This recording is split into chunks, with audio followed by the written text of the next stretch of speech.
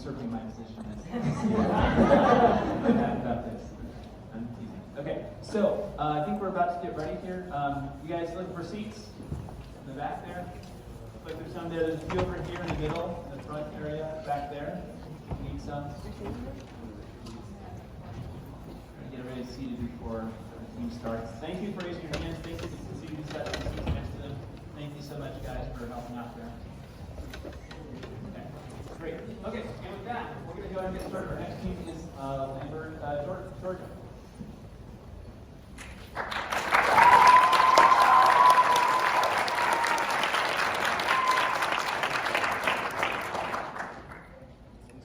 Good afternoon, everyone. My name is Nithik, and joining me today are Megan, Sai, Tanish, Krishi, and Shri, and we represent the 2019 Lambert iGEM team. I'm going to ask you to do a little math, but it's easy, I promise. Add together the populations of South America, the United States, and Europe at 422, 379, and 741 million. Okay, it's not that easy, but I can tell you that the sum of these numbers is still less than the 1.5 billion people affected by helminthiasis, the world's most neglected tropical disease. Last April, we traveled to the city of Hatamayor in the Dominican Republic, believing that the leading health issue in the nation was cholera. But after talking to local families, community members, and Dr. Martinez, a local public health official, we were shocked to discover that the main concern for public health personnel were actually helminth infections.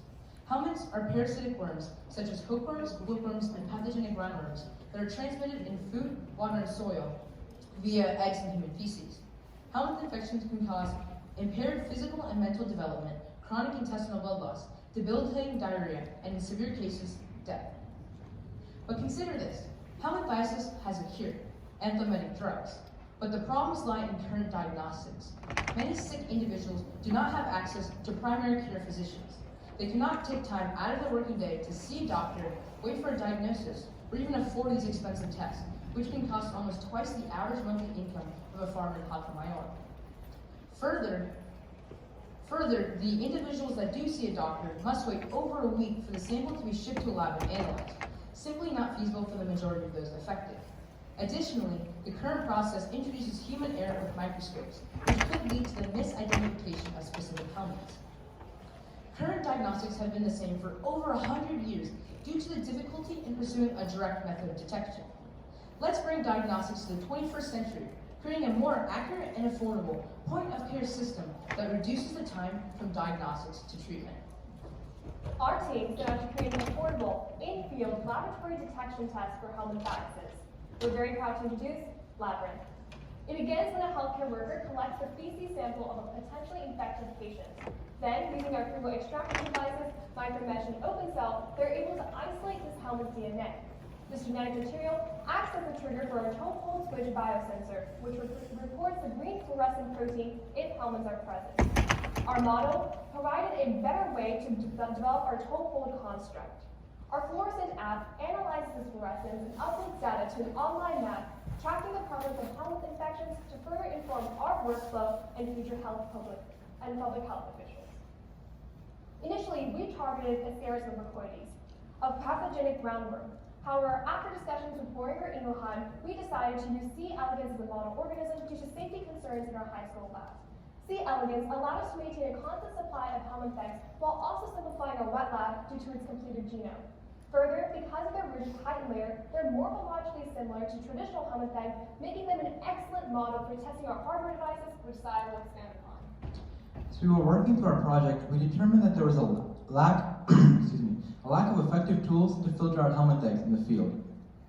We tackled this issue through Micromesh, a $2 multi-mesh organism-specific filter. Micromesh consists of 3 distinct micron meshes which trap C. elegans eggs in the middle layer, separating them from both large particles and small debris.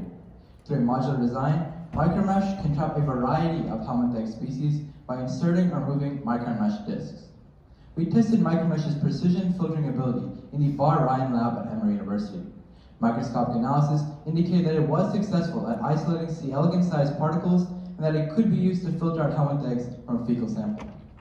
But before we can use our genetic circuit for diagnosis, we need a way to extract the DNA from the helminth eggs. This machine is a bead homogenizer, and it lyses cellular organelles to expose an organism's DNA. Naturally, our team was eager to implement this powerful technology into the Labyrinth workflow, but there was just one key problem. We didn't have a bead homogenizer in our high school laboratory. Looking for one that we could also use in field, we were shocked that almost all of these devices were excessively expensive, unnecessarily bulky, and high voltage dependent. But what if we could turn all these negatives into positives? Realizing that these same drawbacks would significantly limit this technology's as well as our project's potential, we decided to create OpenCell.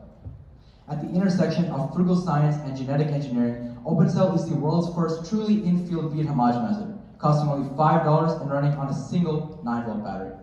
Furthermore, the homogenizer's customizable base allows it to quickly transform into both a centrifuge and a vortexer with add-on attachments. Through epicyclic gearing, the angle of the centripetal force vector relative to the tube is constantly changing, which vigorously mixes the solution. We analyzed the motion with a high-speed camera provided by Dr. Bauma at the Georgia Institute of Technology.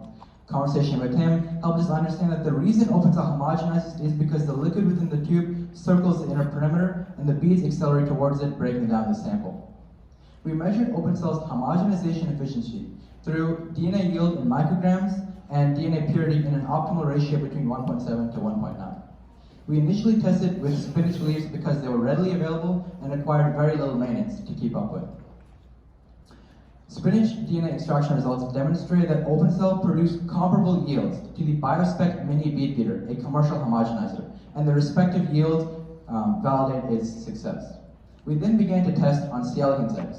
The 1.56 microgram yield and associated 1.74 purity indicate that OpenCell did break down this rigid kind layer of helminth eggs, but time and resource constraints prevented us from obtaining further data.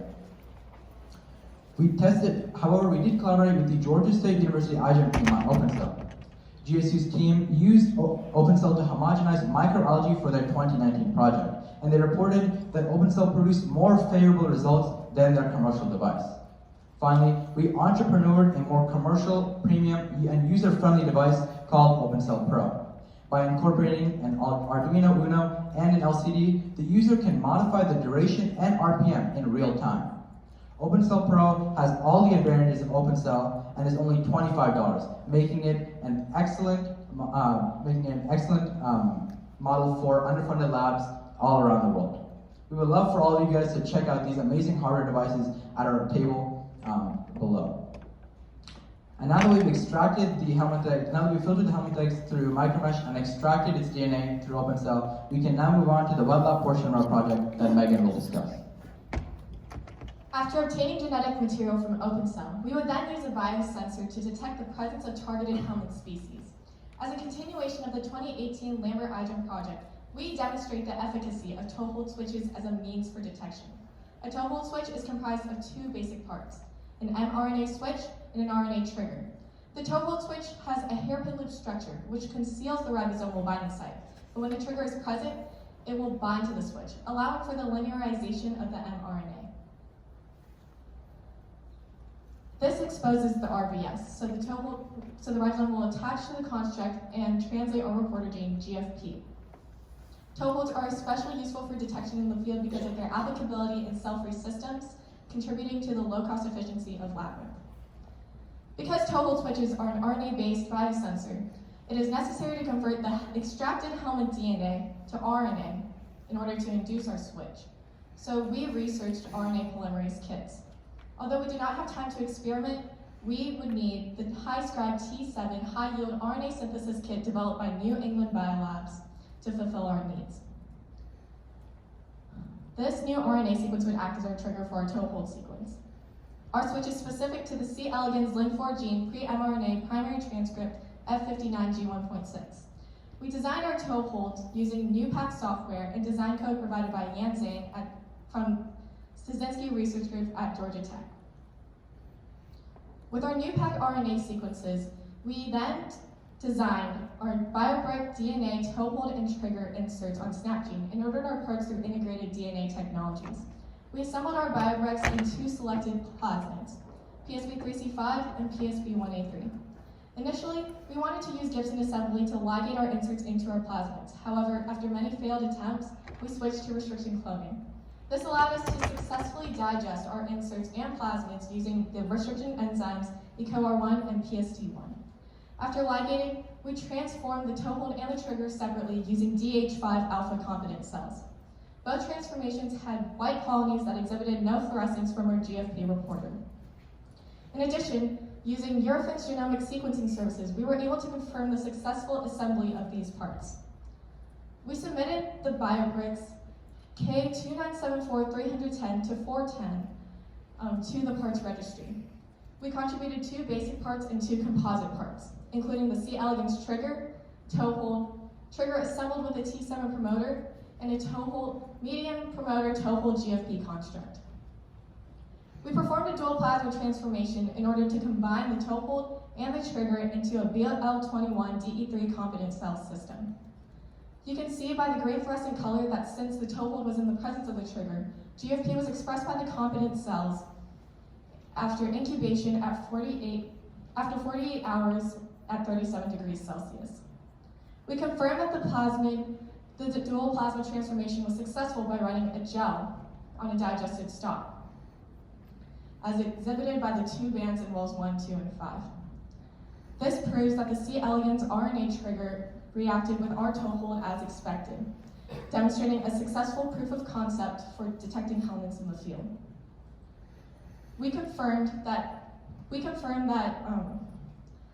expression of GFP in the dual plasma transformation was greater than the independent toehold and trigger by quantifying fluorescence with lux luminescence values. The toehold and trigger had statistically negligible lux values compared to plain E. coli cells. However, the dual plasma transformation had a higher mean lux value, indicating fluorescence, which validates the functionality of our toehold switch. Therefore, the C. elegans proof of concept toehold was successful in detecting the presence of the nematode. So, current diagnostics introduce the risk of misdiagnoses due to operator error. However, our proof of concept toehold would be applied to species-specific toeholds with different colored reporters in order to detect targeted helminths. While last year's team also developed a toehold biosensor, we used engineering principles to improve upon our construct and design a more reliable toehold. For this, I'd like to ask Tanish to discuss the process of achieving this year's model.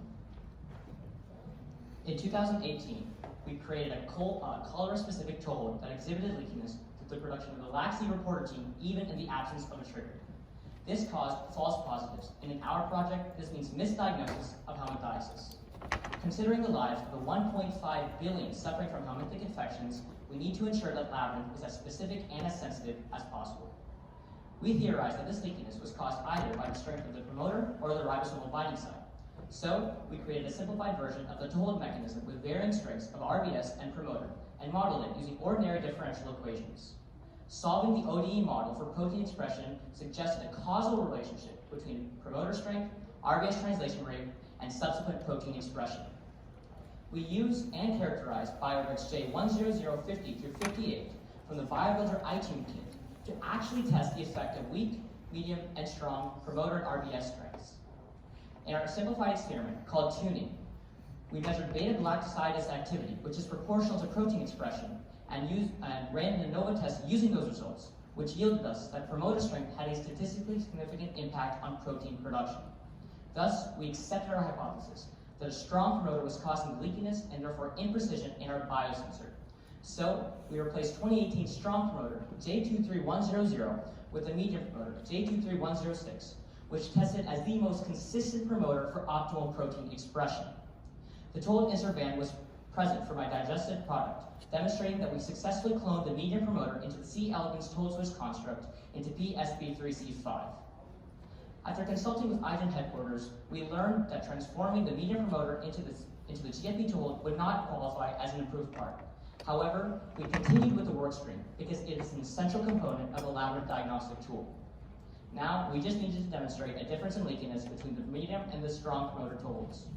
We discovered that the medium promoter would not induce a difference in fluorescence between the toehold cells and the plain E. coli cells when a trigger was not present, but the strong promoter did. In the absence of a trigger. In the presence of a trigger, the medium promoter toehold cells had a fluorescence noticeably higher than those of plain E. coli cells, demonstrating that our new new toll construct would more accurately report the presence of a trigger. Now, we use GFP as our reporter protein, which means we need a way to quantify and qualify fluorescence in the field. For that, I hand it off to Krishi to introduce our novel new device, fluorescence. Let's say we have a sample in the field that's flowing with GFP. We still need to address a vital question, and that is precisely how fluorescent is the sample. To quantify fluorescence, we found several types of fluorometers available on the market, but each one had limiting factors, including prohibitive costs, constant use of electricity, lack of portability, and difficulty of usage. This motivated us to create an in-field fluorometer for rapid disease diagnosis. Today, we're introducing fluorescence, an ultra-low-cost in-field fluorometer that measures the intensity of fluorescence using lux. The device integrates hardware and software seamlessly to create a test that is sensitive, accurate, and inexpensive. Fluorescence hardware costs less than $2 to print and is reusable, making it useful in developing regions. Because it does not require constant electricity or laboratory experience to operate, it can be used in the field with very limited training. In fact, it's so portable that I brought it with me here today in my pocket. Fluorescence consists of a light source, emission filter, excitation filter, and sample casing. Light from an ultraviolet LED is passed through an excitation filter, which consists of a narrow range of wavelengths, allowing for the GFP molecules to be excited. The sample is positioned perpendicularly to the emission and excitation filter, and the energy released from the sample is then passed through an emission filter, which also consists of a narrow range of wavelengths to limit background noise. We now use software to convert this quantifiable lux. We now use software to convert this sample of this energy into a quantifiable lux value. By show of hands, who in this room has a phone with them? Good, you'll need one for this last step. Fluorescence utilizes an ambient light sensor found at the top of most smartphones to measure light in the external environment. All you do is simply connect the phone's light sensor to the fluorescence hardware, insert the emission and excitation filters for GFP, load the sample, and turn on the light source for 30 seconds, and voila, we have an in-field fluorometer reading. The Fluorescence app is available on the Google Play Store for free, making the platform accessible for all. The data collected through Fluorescence was validated through a collaboration with the Georgia State University's iGEM team, who compared the output of their commercial plate readers' fluorescence values to the lux values found on the Fluorescence app for different levels of fluorescein. With high levels of similarity between the readings from both devices, the Fluorescence platform maintains the precision needed for in-field quantification of our toll pull mechanism while also ensuring its practicality.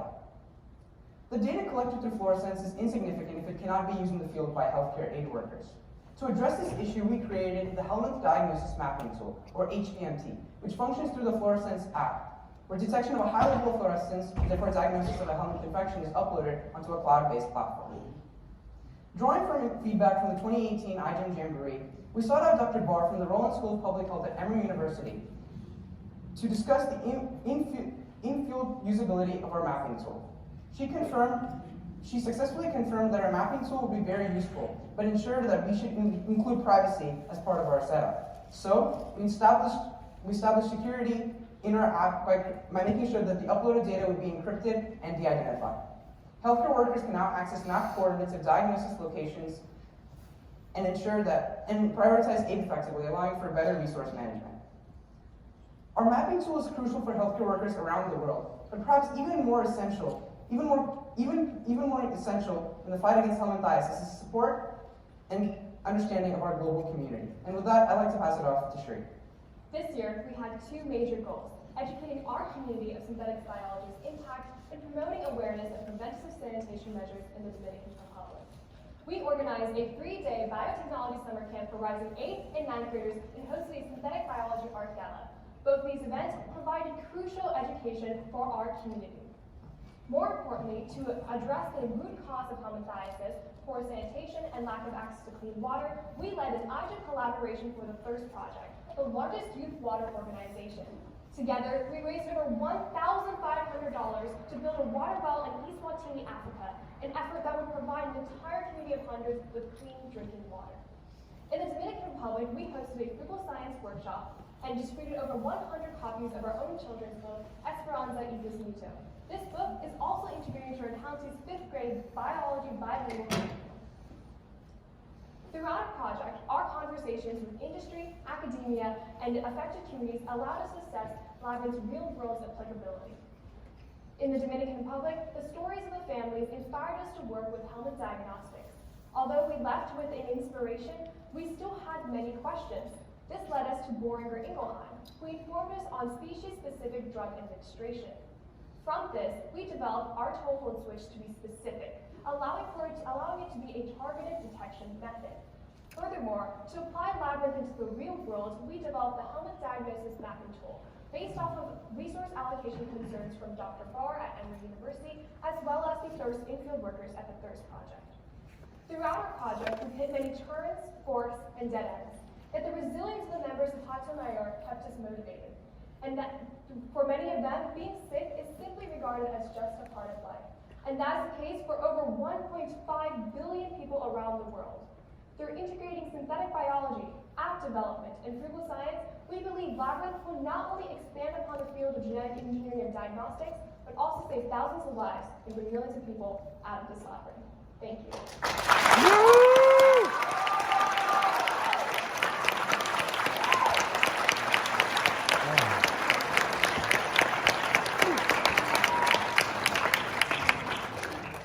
Okay.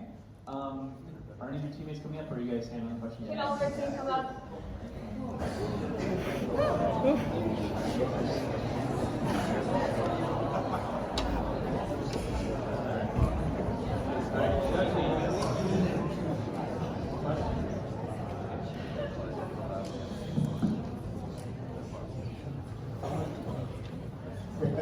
Thank you for that. Great job. So you did it harder for me to ask really hard questions now.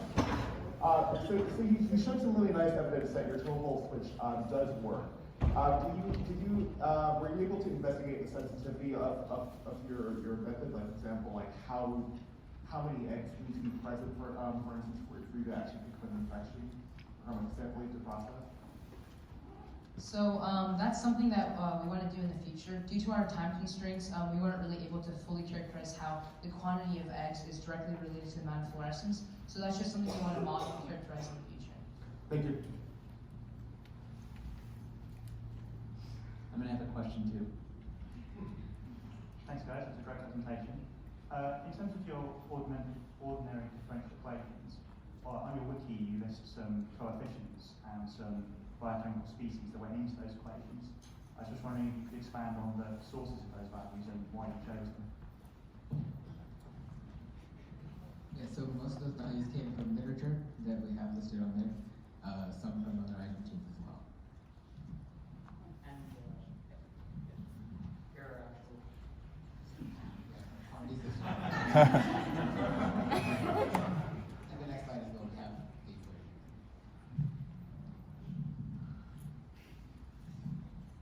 Okay. So first question, your open cell device, is that in the demonstration area? Okay. So I'll ask about that then. I actually want to know why you think your toehold switches were successful. If you can go to the plate and the graph figures, you're going to need to convince me that what you're seeing is significant GFP expression.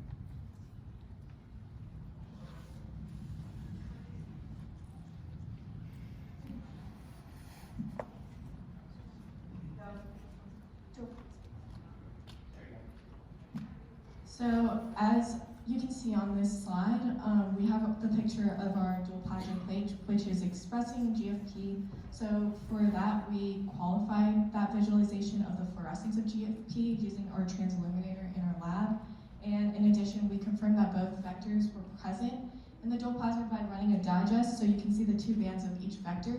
We confirmed that the inserts were already successfully ligated into the plasmids through sequencing results earlier in the workstream.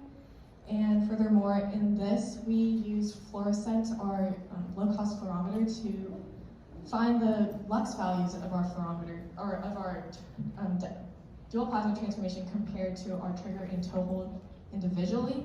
And we found that the lux values were higher in comparison, and we took multiple trials, and the SEMRs do not overlap. So I do want to compliment you guys on doing a tremendous amount of good work.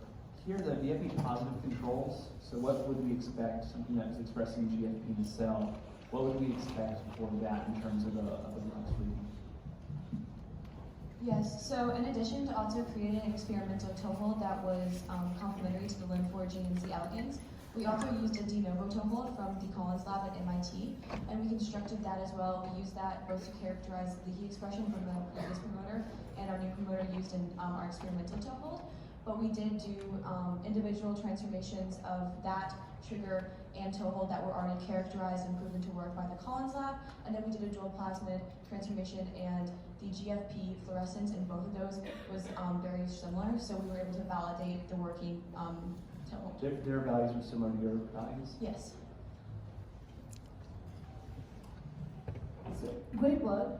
My question is about your workflow. So you want this system to be in situ or in field, right? So you're looking at isolating your Lambert, then making DNA out of that, making RNA out of that, and then using your total sensor to make whatever is in. What is your sense of what that time, how long it would take to do that? So could you repeat the latter half? Okay, so it's the sense of time, so Sai can speak to OpenCell.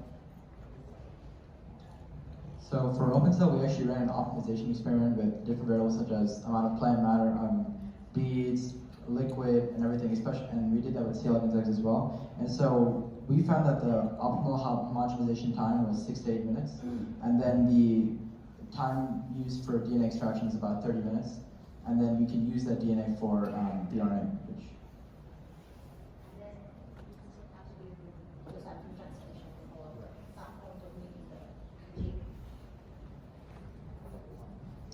Okay, so after we filter and then bead homogenize, we would then use the toehold sensor. And because you have to transform that DNA with the toehold and then wait for GFP expression, it would probably have to be wait overnight. In the future, we were looking at cell-free, utilizing toehold in a cell-free system, which would be much faster.